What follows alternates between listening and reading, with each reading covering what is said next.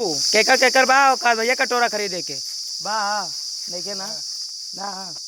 ये बरे तार मेहरा रुतो के रात भर टूक कुटेला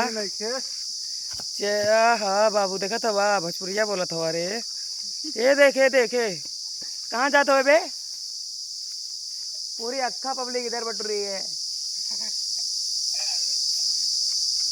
यार देखा भैया दीदी हरन बैठी हैं हाँ संदीप चलता है भिखारी बना है भीख मांगा है। अरे बाबू का करिए औकात के हिसाब से सब बोलता ही देती ना बाबू तो बने एक पड़ा था कटोरा चला कटोरो खरीदे के औकात नहीं के नुमाल में काम चला लिया अभी नुमान अरे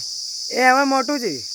देख ला भैया आम चुरावा यार आम चुरा चुरा ये पहले यहाँ की तोन तोन दिखल गा देखा अबे आधी भरी आधी बाकी है टंकी और बाप रे बाप आधी वो भरा संदीप भैया पेड़ चढ़ा अरे क्या बताए नहीं पेड़ पे काट के खवा दी चलिए हो ए मोटू भैया